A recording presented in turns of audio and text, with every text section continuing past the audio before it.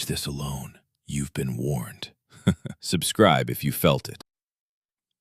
I moved into Briarwell Court in late November, when the city was already turning gray and mean. The building stood on a narrow side street between a pawn shop and a laundromat that never seemed to close. From the outside, it looked ordinary in the saddest way possible. Yellow brick stained black under the windows, rusted fire escapes, a front door with cloudy glass and a buzzer panel half covered in tape. The kind of place people chose when they needed something cheap, quiet, and temporary. My unit was 14B on the 4th floor. The landlord, Mr. Hales, unlocked it, pushed the door open with 2 fingers, and let me walk in first as if he didn't want to cross the threshold. I noticed that right away. The apartment was small but clean. 1 bedroom, narrow kitchen, old radiator under the front window, a long living room wall painted over so many times the corners looked soft. There was only one strange thing. The wall behind the couch had a section that sounded hollow when I knocked on it. Not broken, not thin, hollow. Like there was empty space where there shouldn't have been any. On the 3rd night, I woke up at 2:17 a.m. because I heard someone say my name. Not shout it, not call it, breathe it. Daniel. I sat upright so fast my neck cracked. The room was dark except for the red numbers of the microwave in the kitchen. I listened for footsteps in the hallway, for the television next door, for anything that could explain it. Nothing. Then I heard it again. Daniel. This time I knew exactly where it came from. Inside the wall behind the couch. I should have left right then. I know that now. But fear doesn't always make you run. Sometimes it makes you stay still and listen. I walked into the living room, every board beneath my feet giving a little sigh. The streetlight outside pushed a pale orange bar through the blinds. The couch sat where I'd left it. The wall behind it looked perfectly normal. Then, from somewhere inside it, I heard a slow scrape, like fingertips dragging across wood. I whispered, "Hello?" The scraping stopped. For 3 seconds there was silence so complete I could hear the radiator tick. Then the voice inside the wall whispered back, in my exact tone, "Hello?" I didn't sleep after that. By morning I had convinced myself there had to be an explanation. A vent, a prank, someone in the neighboring unit speaking through a pipe. I went across the hall and knocked on 14A. The woman who answered looked about 70, with silver hair pinned back so tightly it made her eyes look permanently alarmed. When I described the voice, she did not laugh. She looked past me into my apartment, directly at the living room, and said, "You heard it early." That was the first bad answer. I asked what she meant. She hesitated, then lowered her voice. "The last tenant in 14B lasted 11 nights. You made it to 3. That evening, I called Mr. Hales and told him I wanted out. He sounded annoyed, not surprised. He said if I broke the lease in the first month, I would lose my deposit. I told him something was inside the wall. There was a long pause. Then he said, very quietly, "Do not open it." I actually laughed then, because until that moment I hadn't considered opening the wall at all. The warning planted the idea so deeply it felt like he had put it there on purpose. "What's in it?" I asked.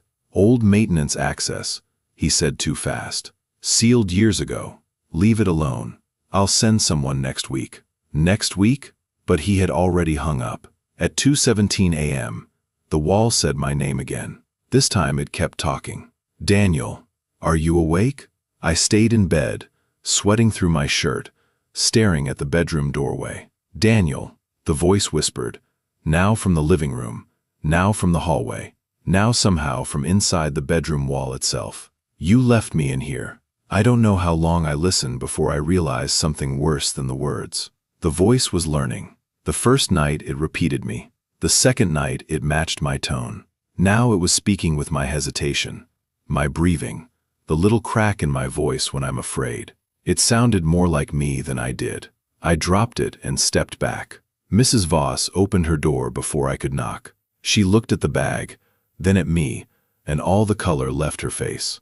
"It didn't do that before," she said. I asked her what the hell that meant. She said sometimes the apartment copied sounds, sometimes scratches, sometimes dreams. But giving things back, that was new. Together, we unzipped the bag. Inside were clothes I did not own.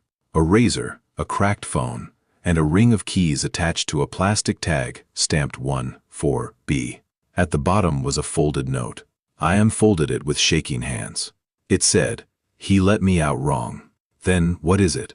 I asked. Mrs. Voss looked toward the wall we shared with 14B. "I think it listens," she said. "And after enough listening, it tries to become someone." I wanted to call that insane. I really did. But my phone started vibrating in my hand. Unknown number. I answered before I could stop myself. There was static. Then my own voice said, calm as a mirror, "Don't stay in her apartment. I know where you are." The smell that came out was old water, dust, and something sweet underneath. The smell of a room shut too long with something living inside it. There was darkness beyond the opening. Real darkness.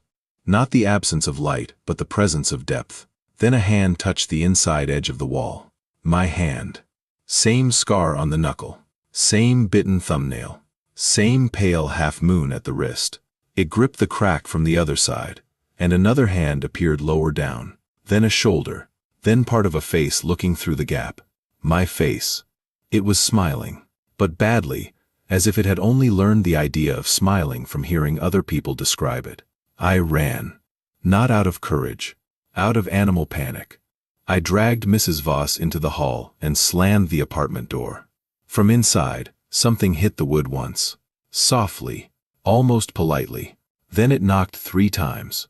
Paused. Knocked 3 more. The same pattern I had heard in the bathroom pipes every night. All over the 4th floor, doors began to unlock. I heard chains slide. Deadbolts turn. Curious neighbors stepping out into the hallway because they thought someone was knocking for them. And from behind the walls of Briarwell Court, voices started calling their names. Dozens of them.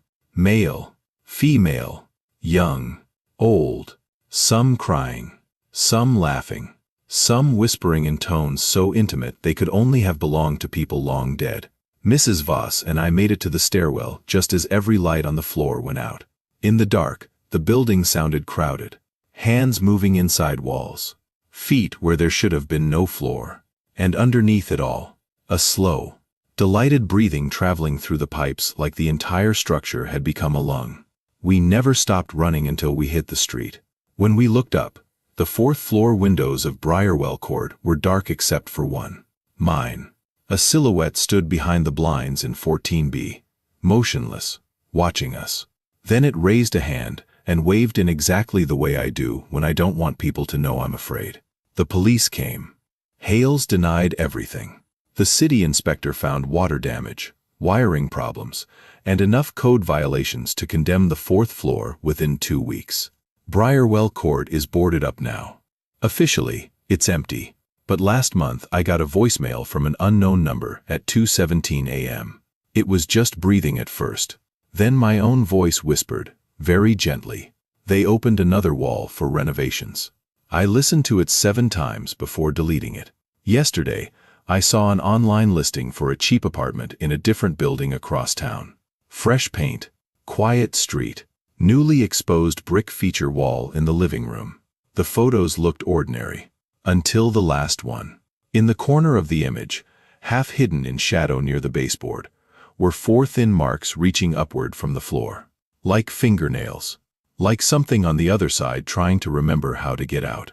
If this story got under your skin, subscribe for more quiet horrors, apartment nightmares, and late-night stories that don't leave when the video ends.